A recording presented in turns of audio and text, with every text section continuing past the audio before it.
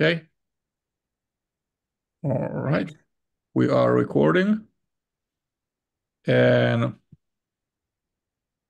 let's start with Chad. Chad, why don't you introduce yourself to the group? Say, tell us a few words about yourself. All right. Good morning. My name is Chad Molin. I'm the Vice President of Facilities for GK Management here in Los Angeles. Got 110 multifamily properties, all in California, about 60 or so commercial properties are kind of fanned out throughout the United States. Everything from warehouses to office buildings to strip malls, things like that. So glad to be here this morning. Thank you, Adrian. Thank you for joining us. Jake, can you go next? Are you in a position to speak? Yeah, as long as you don't hear too much background here. Hey, my name is Jake Trade. I am part of Thrive Communities. I'm a service supervisor on site between Grand and State Street Commons here in Seattle, and just looking to get back to the community a little bit. Good to have you here. Peter, you're up next, sir. Hey there, everyone. Thanks for having us. And I work for Centerspace, Director of Maintenance and Purchasing. We're kind of a Midwest-based company that is seeking more growth west. We currently have around 13,000 units. Good to have you here. Craig. Hey, morning or afternoon, depending on where you are, everybody. Craig Bartholomew, current iteration Director of Training and Inspections for Net Vendor Maintenance, which is a software application built and designed for maintenance professionals. Previous life as maintenance supervisor, regional maintenance manager, director of maintenance for a couple of different companies. Decided to make the jump 3 years ago when I lost my job during COVID to work for myself and then work for some software companies. So having fun on the other side right now.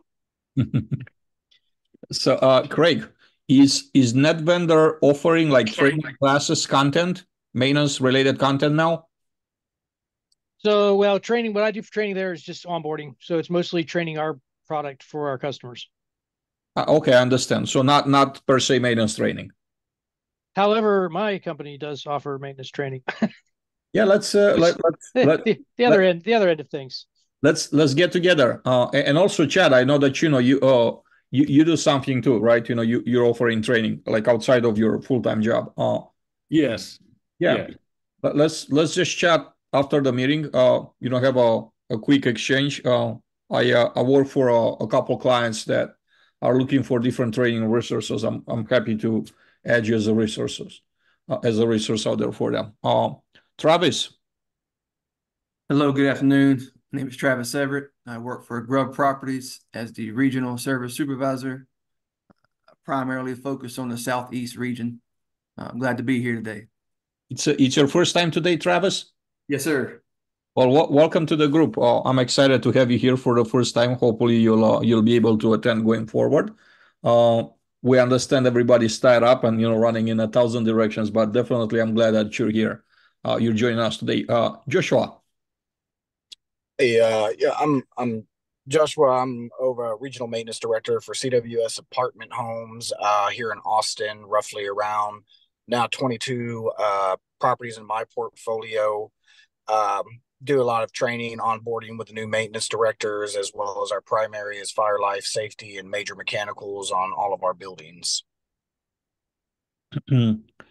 Leslie, are you available to introduce yourself? Yes, I have no idea what's happening with my camera, but my name is Leslie. I'm the Director of Operations for H.G. Fenton, and I also work really closely with the maintenance department and lead the maintenance team. Next up is, and correct me if I'm saying your name wrong, Micah. Hey there, Agent. Oh, you got it right. Micah Kemp, Regional Service Director for D.R. Horton. My territory, I cover pretty much Louisiana, due north, Michigan, on over to the West Coast. Got about a little over 20 properties right now, primarily focused on multifamily and BTR. Happy to be here. This is my first time also. Yeah, I was about to say, is this your first time? I was about to ask. So yeah, it is. We're excited to have you here. Thank you. Yeah, Greg. Hello, everyone. I am Greg Collins. I currently lead Greystar's maintenance centralization program nationally. So we're looking to combine a group of 3 to 7 or 8 properties in any local market and operate them as one maintenance team under the direction of an area maintenance manager as opposed to individual service supervisors. So again, first time on the call, and I recognize a face here. Craig, how are you? Doing great, man. How you doing? Doing well. Long time no talk to. Yeah, keeping busy. I'm glad to be here, guys. Nice to meet all of you. And it's very exciting to have you here, Greg. I would love to do this a separate like topic at one point, centralization, and to have you on. Since you're going through this process right now, others are too, but at the scale that Greystar does things, like there's no one that scales even close to that, right? Them being like 5 times larger than the next competitor. So it'll be very interesting to hear more about centralization. Just kind of have conversations focused on the topic because it's a hot topic. And also, I love to have you on a podcast. Well, that goes for all of you here on a call. If you haven't been on my podcast, consider this an open invite. Feel free to shoot me a message if you haven't been a guest yet. A few of you were already guests, have been a guest, but for sure, I'd love to have you on a podcast on a separate note. The first topic we have today is recruiting and hiring. So I will just start with a recruiting process, and I'll say probably I like to start with a general assessment that you see. It doesn't have to be about your company. It's about what you're seeing in the market. Like, what is the current process, and where do you see some areas of opportunity for the process? And then once we go around the table, I do want to focus on something else specifically. I'm not going to say that topic, so we'll keep things simple. So current process and what are some areas of improvement? Chad, I'm going to start with you. All right. So, well, ours is pretty normal. As people, as we do interviews, we do give a maintenance assessment. Another thing that we've done fairly recently is that we've broken down our tech positions to different levels of tech, because with the properties that we have together, sometimes we're grouping properties together. We've gone through we're going through the centralization stuff as well. We need sometimes for specific properties, we need specific level of talent. And so by putting that job description out there and then paired with actually meeting with people, interviewing, and giving them an assessment right away, it kind of helps us make better decisions. It's not always right. It's not, obviously it's not 100%. But we've started branching out to some of the, I did this at a prior company as well. But we started reaching out to like the tech schools, and we've got some like, we have a local here in LA. We have a company that they actually put people through a CAMT program to help with their job placement. So we partnered up with some people like that to try to get some better people in the door from the outset. JVS. Yes, it is. Awesome program, by the way. I'll hand it to the next person. Chad, I would love for you to share like a link to this resource so I could put it in a conversation notes. For everybody that is not on a call and it's watching the call at a later time, like the YouTube video, I like to put it in a video description for references, since you think it's like it's an awesome resource. Yeah. I'll put it in chat for you. Yeah. Rodney, just join us. Rodney, why don't you introduce yourself to the group first, sir?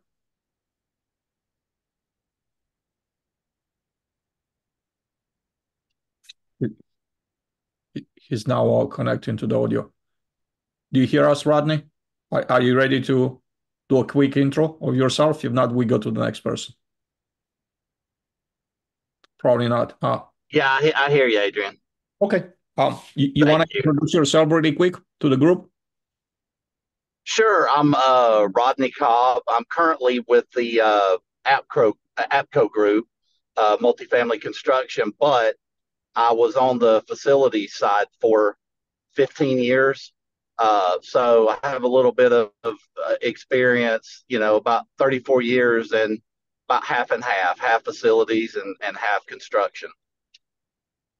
Well, good to have you back, Rodney. We're talking about recruiting here. So we're talking about current state of recruiting and what are some areas of improvement. So when it's, when we get around the table, then that's going to be the question for you as well, eventually.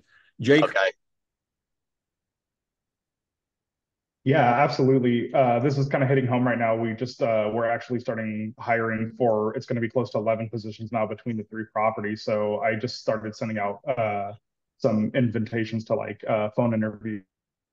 I think one of the things I'm noticing, and there's an area for improvement on, is probably resumes regarding maintenance. Because I know sometimes definitely we have other people coming from, different backgrounds that may not know exactly what a professional resume looks like. So I kind of have 2 different opinions on this. It's either like we need to, and I've kind of been a proponent of just kind of removing resumes from the workplace in just general, because I just don't think they do very much justice. I think getting in front of somebody and really learning their background because of that, and resumes are so easy to lie on that reason too. So either kind of making a resume less of an impact on history or something, or really developing something out there for the maintenance personnel on that side, or for anybody in general that helps them build it in a better way that will make it more appealing for eyes. Because I think a lot of the times, we can kind of see past some of the mumbo jumbo on the resume, but when the other, kind of the other side of things, they tend to see stuff and it kind of turns them off from wanting to even have an interview with this person because they don't necessarily have all the history. But it's like there are some industries that are, even with security and stuff. I always kind of like security people who have worked in security, just because of the reason that I know they've dealt with difficult people. So that to me is always kind of a good thing to look for. So yeah, it's kind of hot on my mind right now. And I just noticed yesterday that was kind of a hot topic, was just resumes in general. Thank you. Peter? Yeah, right now with our company, our main focus is training of the new people. We're having experienced people in the workforce, and getting them to come over is a challenge just in the workforce in general. So our training, I don't know if you can see it, but we have we use VR, the virtual reality meta training, and then through Interplay, they have maintenance training courses. So our focus is to hire the right person and personality, and somebody that has the same values as our company, and then train them to do the job. Craig? Yeah, it's getting better out there. 2022 was rough kind of across the country. Fall of 22 got a little better. Last summer was rough. We're not seeing as much turnover this year kind of across the country. We're able to fill roles a little faster. We do the same kind of traditional post the rec, gather resumes. Still a few markets out there that are struggling to find talent. Phoenix, Nashville, Charlotte, think of where you have a lot of new units being delivered this year. It's still kind of hard to fill roles in that market. We're kind of, we double down on retention and training our current team members, evaluating kind of where they're at in the marketplace. So try to attack it on that front first. And our workforce is aging. We're not seeing new kids come into the industry like we have in kind of generations past. We try to make partnerships with trade schools. A lot of those, the people coming out of those schools go straight into the trades and are not thinking that maintenance, multifamily kind of general maintenance is a career path for them. I think an effort to get into high schools and vocational, high schools is kind of the next step, kind of figuring out that piece and how we get in front of, people that might not be on the track for college, and show them that, it's a lucrative career if you put some time into it and you learn and you develop yourself. One of the things we're doing with our centralization program is kind of changing the org chart a little bit. you get to that service supervisor level, and you're kind of stuck there sometimes. A lot of companies have their regional, and even Greystar in our traditional model, a regional might support 40, 50 properties. And so they're kind of stuck there. So we're kind of trying to insert some new positions in the org chart, so that we can kind of just advertise that as we're recruiting new people. We have a path without an education to get you from porter all the way to director, executive suite.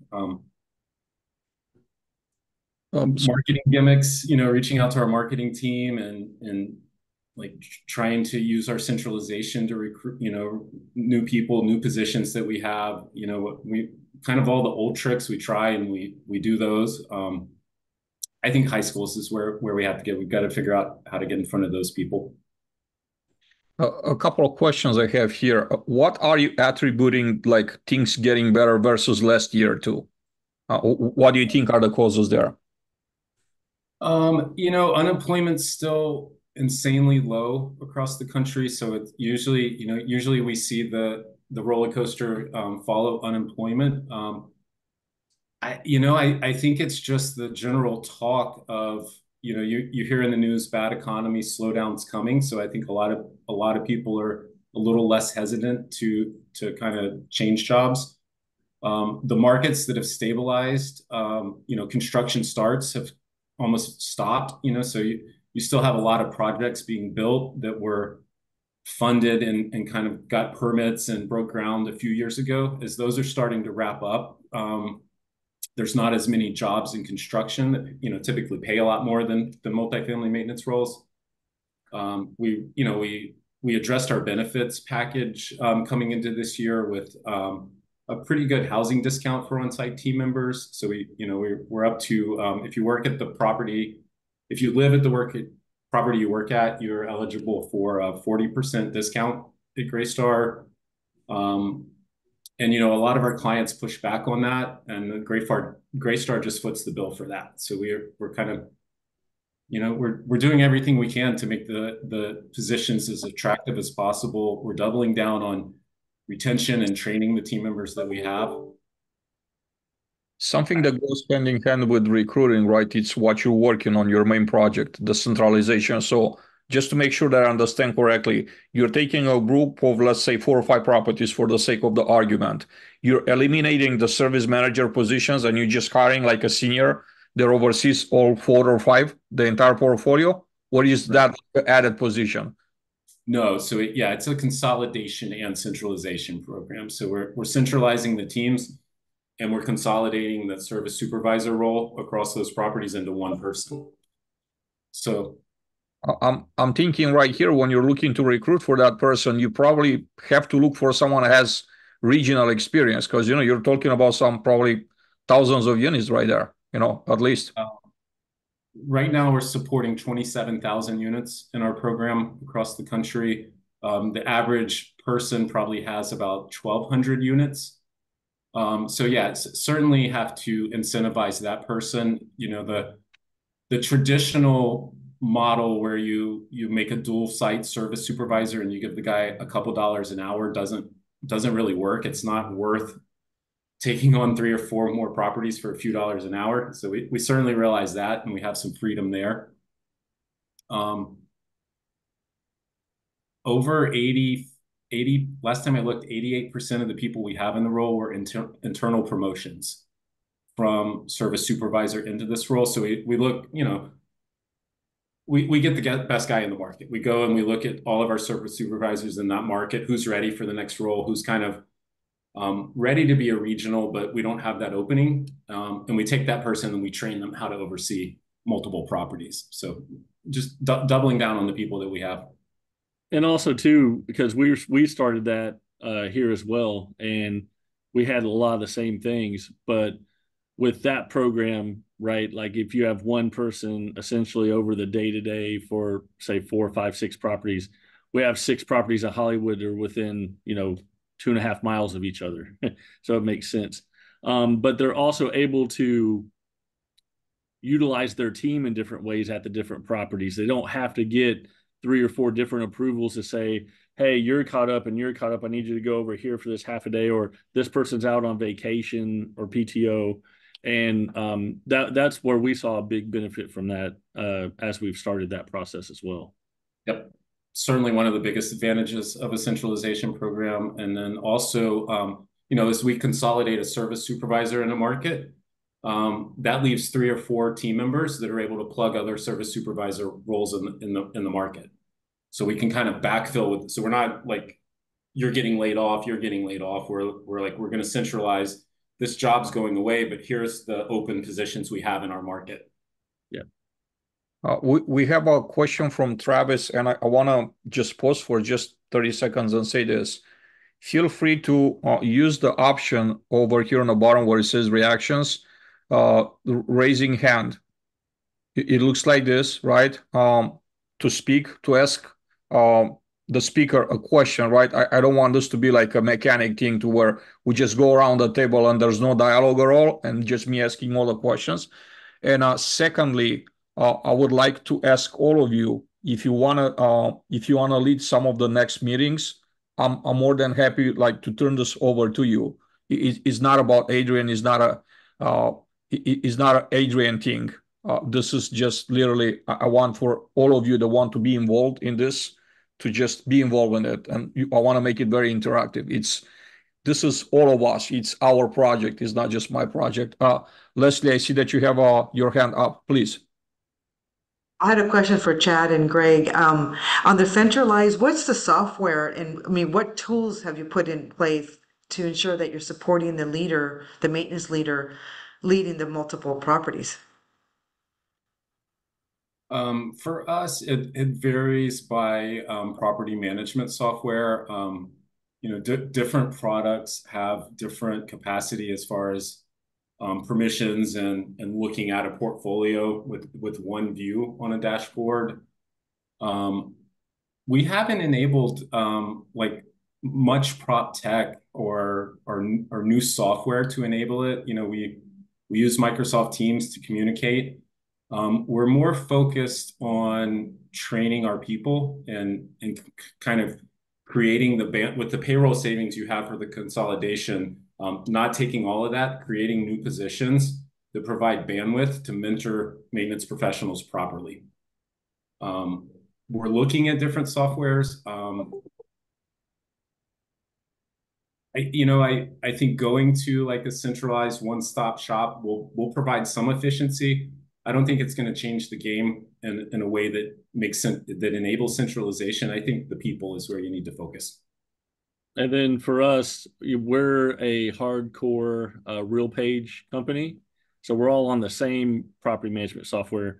But what I've been able to do is in our IS department or IT department, I've had some dashboards made utilizing Power BI to where each area maintenance manager has a view of their own properties as far as open service requests, make readies, inspections, and things like that. So we didn't have the ability to look at like 4, 5, 6 properties at a time in a comparative type of way until we went ahead and utilized that Power BI to be able to generate those dashboards, and they update daily. So that's been a big help for us to be able to do that. Thank you. Yeah, we're trying something very similar, and we have the Power BI. One of the struggles where I'm having is really having the best make ready board. We use still an Excel make ready board, and I'm trying to figure out, and then we have also HappyCo, but HappyCo does not have a very user-friendly make ready board when it's a larger property. So I just was curious. Thank you guys for sharing. Travis also has a question. Travis. Yes, Greg, just out of curiosity for your area supervisor there, does he have to report to all 5 managers, or how does that work as far as where do you get his directives? That was a deal breaker for me when I took this role. If we don't change the reporting structure to report into my team, it's not going to be successful. So the on-site team members still report to the community manager, and the area maintenance manager has a kind of a dotted line relationship.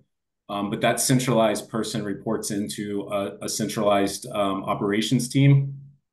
So, we have area maintenance managers, senior area maintenance managers, directors, they all roll up to me so that we can, we have a little teeth when we need to, make changes or enforce policies and stuff like that. And then, as all of us on the call know, when you report to your community manager, you take direction from them. When you report to us, you take direction from us. So makes sense. Thank you, sir. And yeah, that was the same thing for us. We actually divided to where the maintenance teams do not report to property management anymore. It's more of a working relationship. But to tell you the truth, after everything, 90 to 95% of what they did on the property really doesn't change. If there's a request by the property management team, put in a service request, or you talk to your lead maintenance person at the property or your area maintenance manager if you really need something. Those things didn't really change, but what did change was it was no longer the property manager's job to tell someone how to get something done. We just need to know that something needs to be done, and then we'll deal with it, whether we bring in a vendor or people from 2 other properties to help for a day, or we will find the solution for that. It's just that, and that was really tough in the beginning because a lot of people didn't want to give up their people, as they say. But now that we're into it for about a year and a half, that has changed quite a bit. Greg is right. If it's for my experience, it's been so much smoother for maintenance people to report to maintenance people and get actual solutions to things. Because back in the past, sometimes property management regionals or whatever, if somebody just requested something, they would just do it because they felt that was the best thing for them because they must need it if they're asking for it. But it really probably, sometimes wasn't always the best decision to how to handle that.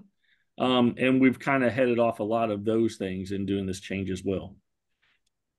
Micah, you have a question. Please go ahead, sir. More, not a question so much as it is more kind of echoing what Chad's saying is here at Horton, we do the same thing. Our service managers report directly to the regional service manager, and we've kind of eliminated that component of them reporting to the community manager. And for us, we've only been a management company for just coming up at 3 years right now. So we're still very green in this side and kind of still doing a lot of discovery. But our kind of thought process too, and when I was interviewed and asked, what my thoughts were on it, I completely agreed because I also believe that in this industry as a whole, service managers are starting to get more admin experience, more computer and tech and different things like that. And they're becoming more enabled and empowered to make some of these decisions, when I first got into the industry a little over 15 years ago, it seemed like we almost needed direction in some capacity to do our jobs, and getting direction from community managers that sometimes weren't so experienced in what the needs were, in regards to maintenance and different things like that. And so it was something, kind of growing up and, started from a groundskeeper and et cetera, that I noticed that I kind of wanted to change for myself, become a little bit more polished, a little bit more able to talk in front of larger groups and different things like that and present some of my findings or whatever it was to ownership. And so that was kind of one of the reasons we've kind of done it here to Horton too, because, our managing directors in-house and development managers are our owners. We don't have third-party management or third-party owners or anything of that nature. And so it was kind of one of those components. And that's what I look for when I'm hiring is people that can speak clearly, have good character and different things like that. We're merchant build. So their technical skills don't have to be top-notch, don't have to be the best. But I look for people that can speak clearly, can, stay organized, can work well with construction team members and different things of that nature. And so that, just kind of piggybacking off that was one of our kind of thought processes there in creating that structure, if you will. Service techs still report to their service managers on site, but yeah, that was kind of some thought process there too. And I'm kind of glad to see that that's happening across, other management companies and things like that. Any thoughts on areas of improvement? What can you see that's not there currently out for the process in general? Sorry, can you repeat that? Apologies. Areas of improvement in a process. Do you see any other elements that they're not currently being used that could be added to add value to the process, the recruiting process? Well, as a whole, whenever I mention this concept to people that I'm interviewing, their ears perk up. Because some folks that I've hired, they've kind of been in the old reporting structure, and change of pace, I think, is what's nice. And a lot of them have great ideas, and sometimes whenever you don't have that kind of direct connection to your regional service manager and they're more of a support role, sometimes these, how do I put it, these ideas that on-site service managers or techs have, a lot of times kind of fall on deaf ears or don't get moved up, whenever they're kind of mentioning the community managers or even an RPM for that matter. And it's not a knock on anybody by any means. It's just sometimes their focus is geared different towards lease ups or leasing or dealing with putting out fires and things like that. Whereas the regional service manager, they're focused on maintenance. They're not focused so much on the leasing component and all those different things. They could funnel these ideas and thought processes a whole lot better up to the top. And so, I think that has helped the process, and also more than anything, morale with the service managers coming on site. I still believe in the past, regional service managers have always been there for their service members on site and everything. But I believe that for us specifically, that has changed how they reach out. They've become better friends, better associates, and just the communication is just funneled better. There is a volume component. So, I do have a little over 30 direct reports. And so it gets the volume is very hard. I won't lie there. And so, we're still growing. So we're going to create more roles, more region, spread the wealth a little bit more until we kind of come to a head. But ultimately, it's just worked out very well for us. And, I'm trying to think of some pain points so far at this point in time, but honestly, I can't really see too many of them. Joshua, Okay. you have your hand up, sir. Please go next. Yeah, it's so funny for me. It's just kind of off topic. It's anytime I can speak in front of people all day long and never get like nervous, but it's like as soon as I get on a Zoom call and it's like my turn to speak, it's like everything shuts down in me. It's weird as can be. No, and Adrian, I remember when we did our podcast, I remember you had asked me a question about centralization, and it's kind of like I was not necessarily, it's not something that our company has yet looked at. So it's kind of like, to me, it's a subject that I'm not very educated on. But speaking from a view is I'm definitely just hearing these guys, and about kind of how they're messing with it. Like I said, I've been doing this since 18, 18, I'm going on, 18 years old, going on 20 years. And I can definitely say, from my perspective, it was a lack of words. There was definitely the frustrations there, especially when, maintenance versus, not versus, but maintenance and office team. It's kind of like, even though you work together on the same property, but you're kind of in two different worlds at the same time. So, definitely, I definitely see the benefits. Hearing it kind of excites me, because it's like you hear the benefits of like, okay, I'm trying to convince, let's say, not all community directors or property managers, you're trying to explain something, and it just, again, like I'll use the word reference, is falling upon deaf ears. Either, hey, we've got a budget to hit, or that doesn't make sense to me. But you, as the facilities director, in that point of regard, it's like, no, this is what has to be done, regardless of what you're saying or anything else. This is what has to be done. And it's definitely easier if the site team can go to somebody, even at my level too, if unfortunately they're trying to talk to their community director and say, hey, this has to be swapped out for XYZ for whatever reasons. But unfortunately, the community director at that time is like, well, that's going to blow our budget. And unfortunately, I have to get involved too and just say, well, that doesn't matter at that point. I mean, this is what has to be done. It's really cool for me to hear this, just because I can get it on that side where it's like, okay, now that these guys don't necessarily have, if I'm reading this correctly, these guys necessarily don't report directly to the property manager anymore, and it's more to an area maintenance supervisor or regional director. It's easier to be able to talk with somebody that has that knowledge base to be able to help you to make that decision, other than trying to go through 3 different steps, like, hey, convince them. Okay, well, they're not convinced, or yes, they're convinced, but we have to bring it on to somebody else who may, again, not speak maintenance. So, anyways, just sharing my thought. I think it sounds like a pretty cool deal, I mean, we're still kind of in the older ways. We are a larger company, but we're still kind of in that older ways where we just have maintenance that report directly to the CDs. That's their direct reports. And then if that doesn't, if it's not getting solved on that level, well, then it's going to be pushed up to our level at that point. So, anyways, just wanted my comments on there. Do you have any thoughts on, the initial questions? What's your current process for recruiting in general, and what are some areas of improvement, some other things that maybe your process is missing in general? Well, yeah, we're still pretty still pretty standard. We'll put it out there on different platforms. We'll get the resumes. Same thing that's been done for eons now.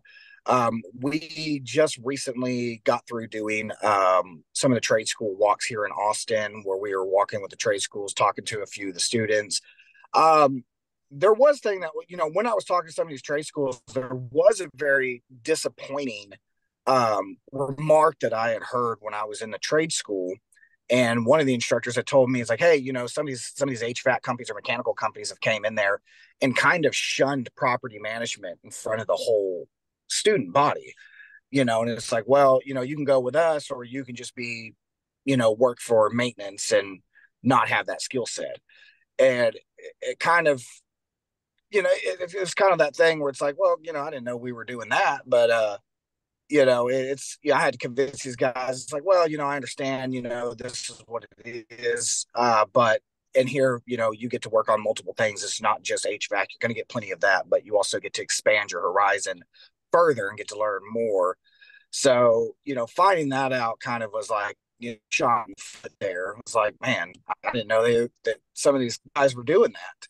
So, and again, I'm not saying this happens across, but it was probably just that one school, probably with one company, and I don't know who it was. But other than that, for us, we receive the interviews. Now for maintenance directors, I'll interview maintenance directors. For the property, what I'll do for the technicians or the assistant maintenance directors is typically I will leave that up to the property, the manager, and the maintenance supervisor on the site, just being like, hey, you got to work with this guy every day. Is he can fit? I trust your decision on this. If you need a second opinion, I'm more than happy to come out there and rapid fire some questions out there, kind of get the backing. I guess with us, I'm a little bit, with us, we're able to run our region how we kind of, see fit, which is pretty freedom and flexible. So I guess I'm a little bit more unorthodox with it, kind of catches these MDs off guard a little bit. I know we have like a paper where they want you to ask questions, and unfortunately I do away with that paper. And I'm like, I don't want to know where you're going to be at in your next 5 years. I'm going to hear the same thing that I hear, 12,000 other times is I want to know you for you. I want to know if you're going to be a good culture fit, not just a culture fit, but are you going to be good for this property, as each property has different needs. Each property has different types of residents. So, make sure that that's fit. And not only that, but your technical skills too. And I do rapid fire questions on technical skills. We'll start off with some basics, hypothetical scenarios. And for me, it's not just a, one question, one answer deal. I want to see how your process of diagnosing is going to go. I want to see how you're going to come to this conclusion and what multiple answers you're going to give me at this point. And that kind of determines, okay, well, this guy knows what he's talking about, or this guy knows how to problem solve or possibly think outside of the box. I guess the biggest hardship here is what I have found out is a lot of these interviews is quote unquote what I call, fake interviews. And what that really is the person's primarily with the company right now. Maybe they're not getting paid as much as they think they should. They come to us, once the interviews are done, everything's done, we'll give them an offer. And the next thing you know is, hey, went back to my company, they counter offered me higher. At that point, it's like, okay, most of the time I figure this is just like a stepping stone in order to get leverage to go back to the other company they want to stay with and do it. But I think here in Austin, that's been probably a pretty big issue. Jake, I see that you have your hand up, please. You're muted. Yeah, I wanted to just kind of mirror what they're saying, because it's actually kind of the role I'm sitting in right now is that kind of area maintenance supervisor. And it's kind of interesting that even though it's not a defined role here at Thrive, it's really starting to just kind of naturally take that path where I'm more in communication with the regional manager and the regional maintenance supervisor. which it's kind of interesting because it does bypass the property managers a bit more on like some of the maintenance items, which is nice because it's less of the telephone game that kind of goes up. You're kind of asked more directly. And also from the perspective of just being a service supervisor, they're pretty much just saying, this is yours and handing it over and saying, you deal with it, which is a great thing because then uh, it's the way the properties will be built from the beginning, or it's nice that it's like maintenance centric instead of kind of the other aspect of things where it just makes it way more streamlined. I'm already really enjoying kind of the way this is transpiring already. So, Leslie, would you like to share your current process with your company and then kind of share some areas of improvement, some areas that are not currently part of your process that Yep, I think the most important, as we navigate maintenance is really understanding why our team members are staying with us, and really what is our retention? Why are our team members continuing to work for the company, and then in the interview process is aligning really the culture fit. I would agree that culture is a key that, team members that we can bring on board align with the vision and the purpose of everything. But there's opportunities when you think about maintenance, some of the strength of maintenance is not the writing and their component of what they offer, right? So at times, just bypassing the resume and us through the interview process, asking those key questions and us ourselves really putting a resume together for them so we can actually really see the career path they've had, because some of the resumes are not ideal, so it's really not ignoring or bypassing resumes. And then we also kind of roll out assessments, and at times team members just don't know. It's what I've learned, they don't know their terminology when they're doing their assessments, when they're in the interview process, and then they're nervous. So at times when the assessment is not, they didn't rank really well in the assessment, is really taking them on one of the sites and doing a side-by-side interview process, but doing some troubleshooting in a vacant unit or kind of walking the tour path and just kind of, hey, what do you see if you were to be here given this property and you join this team? What are the things that you would change? So it's really key things that you can really draw out, and individuals and us think out of the box, because it's getting harder and harder to recruit.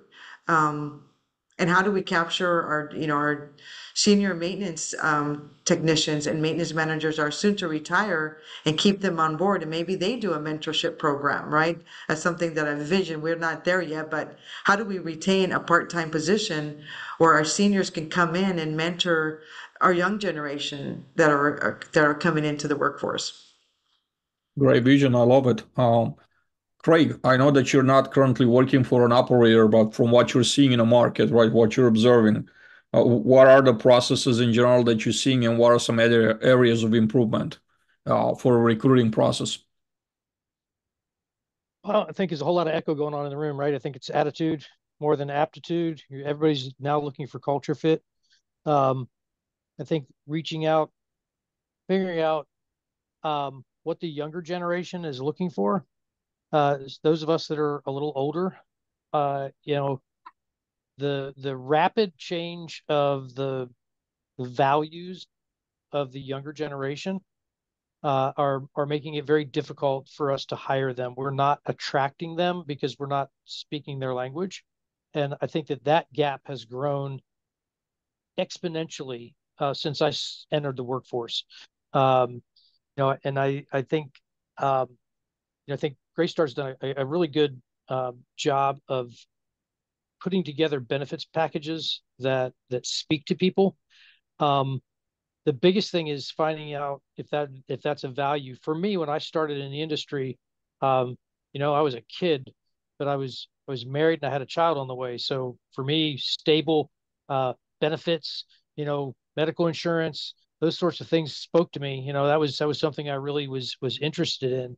Well, now with folks that are graduating high school, that are leaving high school and choosing not to go to college, but they're also not choosing to get married, start families, and it's a different setting now, right? Some of those people, you talk about benefits and medical insurance and 401k and things like that. They have no concern about that whatsoever. It's just completely outside of what they're even thinking about today. So I think one of the gaps that we need to fill is how do we speak to the to the current generation. Who is a Peter? I see your VR headset in the background. Interplay Learning is an awesome company. Won't say, by the way, I work for them too. It's the benefit of having your own company. You can work for everybody.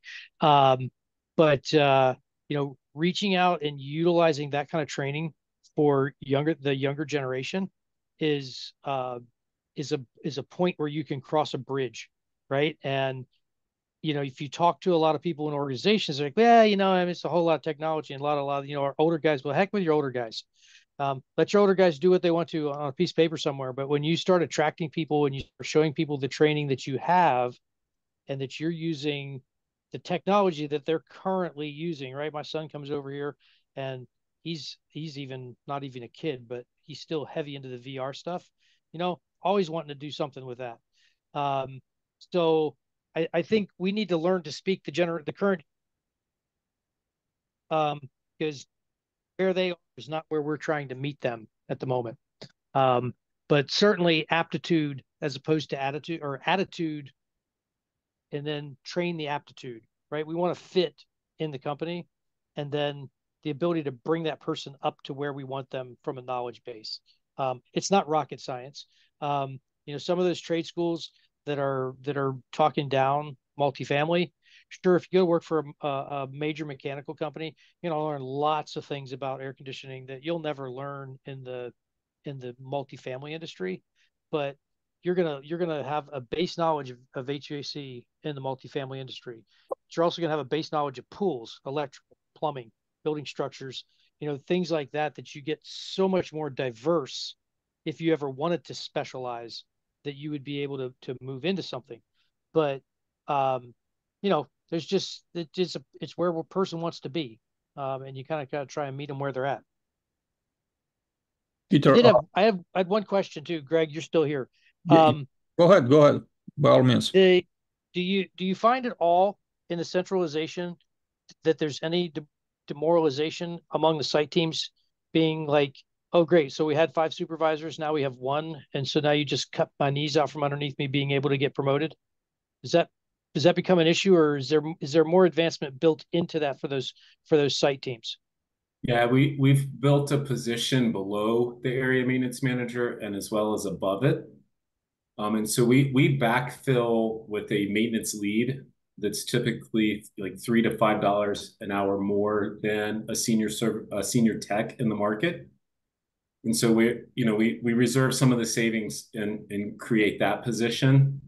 But we also have we track development of all of our team members in the program really well. So where are they at on the trades first: plumbing, electrical, HVAC, pools? What do they need to learn? And then like the business management side of it. So we've got technicians that are exposed to like what our turn time is. And it's metrics that they've heard before, but they really don't know what it is. So we get some turnover right away, Craig. We get some guys that have that. I'm the guy here. Why am I not the service supervisor? It's certainly a little more work on everyone. So we have to eliminate downtime. And certainly there are people that aren't interested in that. But the ones that stick and the ones that we recruit are staying in, and we actually see a little bit better retention rate in the program. The change process is rough sometimes. Sure. Sometimes we lose, up to like half the staff at a group of 5 properties. And that's hard to deal with. But we can, without sending out that white flag email, hey, I need help, we can move people around to kind of compensate for a little bit of that. But then once we get our team in, we're seeing our metrics go through the roof. Kind of once we turn that team and get our people in place, if we're willing to accept that pain a little bit at the beginning, we can make their lives and the functioning of the property much better.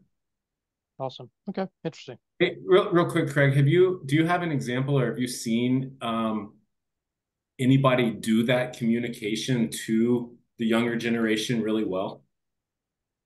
Like speaking their language? Have you in your travels, have you ran across anybody that's kind of doing that well?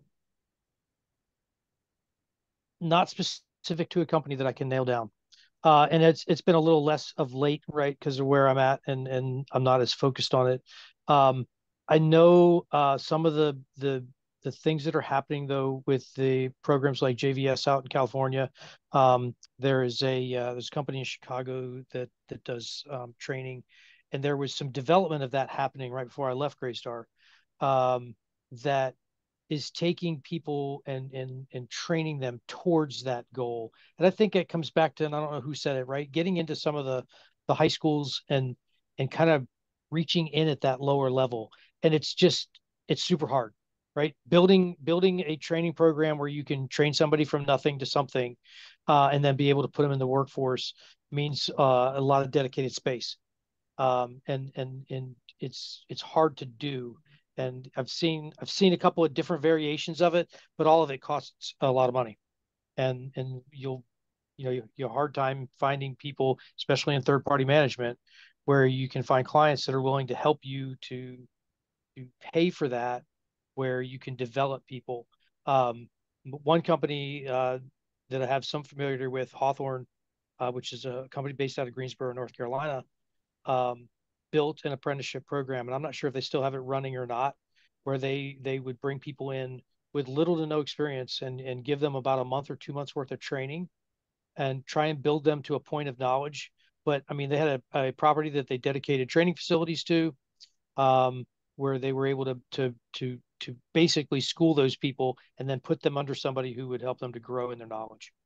I think finding a way to get into the high schools, and my curiosity from the group is, I'm 55 years old this year.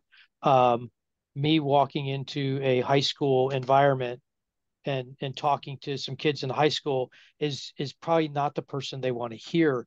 To me, and maybe you're in a position to do something like this, or some of the other guys out there, is to find some of your newer supervisors, or maybe some of your technicians that are kind of still a little green, that you could talk to and poll and use for recruiting at those levels, where it's like, you kind of speak their language. You work for us, or you work for me, whatever, but you understand what it is that they want. They talked about, I can't remember which gen it was, the generation that wanted, their biggest thing was they wanted to be instrumental in a change, right? They didn't care about money, they didn't care about this and that and the other thing. They wanted to see change, and that was their big driving factor in life. Well, my driving factor in life is to take care of my family. Those things. I am not looking to change the world. I've lived past that desire. So I just think maybe having an opportunity to reach having your younger team members be able to reach younger people. We're almost up on time, but Peter had his hand up for a long time, and I know that Chad at some point raised hand. I don't want to cut this at the top of the hour. If you all want to stay a little longer to hear what they have to say or ask, I'm more than happy to be here for a few more minutes. So I don't want to rush this. Peter, please. I was just going to add to what Craig was saying, that I also suspected that when we rolled out Interplay in the VR through our properties, that there might be some more pushback from experienced technicians and people that have been in the industry for 20, 30 years. And kind of to my surprise, they've had the most positive reaction, as opposed to people that have actually used VR before. People that use it have an easier adoption to it, but the people that have never used it think it's one of the coolest things that they've ever seen. Which it is. Yep. And I was going to add to that too a little bit, from a different perspective, right? We talked about training and retention and recruiting. I actually talked to a few guys from Interplay a few months ago at a Happy Co event. And we just started talking, and I was like, oh, yeah, I was at Widener. At Widener, I did the maintenance mentor program and a maintenance training program. And Interplay told me that they had been partnering with Widener, and they used that program to kind of base their VR training off of. So once again, it just goes to show where you can do different types, where you do the in-person training, and you can take somebody who has what I would say limited experience, but if they're good with working with their hands or they're not afraid to work with their hands, then you can show them how to do maintenance, as long as it's structured, and be able to do it hands-on, to be able to do it in a virtual environment, because that's kind of what we're heading towards. I still believe probably the best option out of that is also a hybrid of that, right?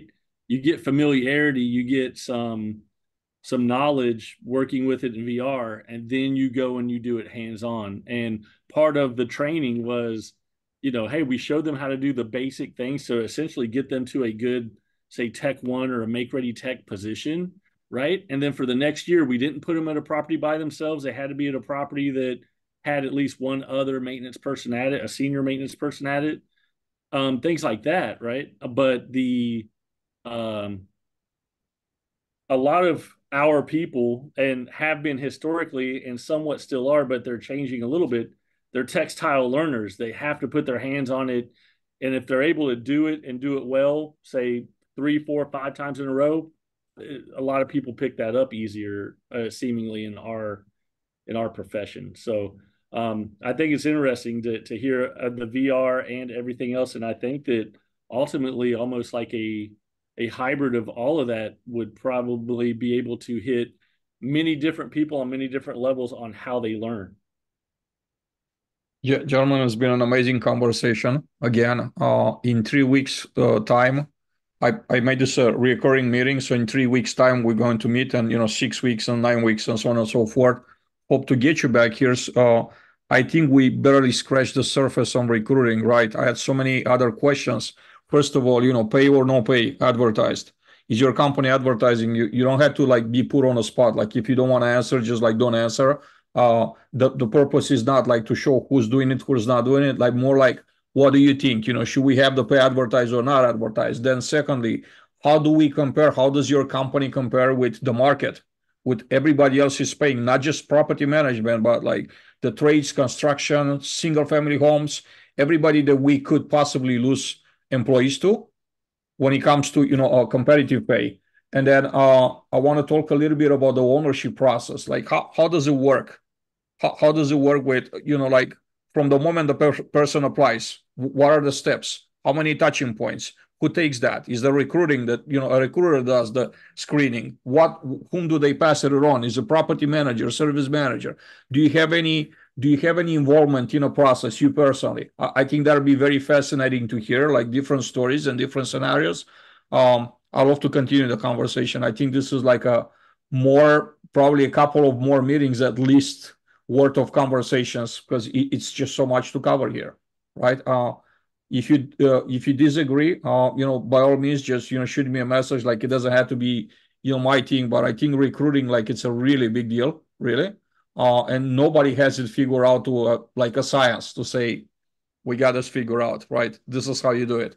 So it's more of the more we talk about, the more we all learn from each other.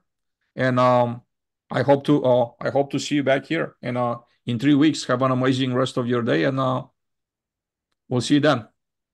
Thank Have a you. good week, guys. Thank you. Yeah. Bye-bye.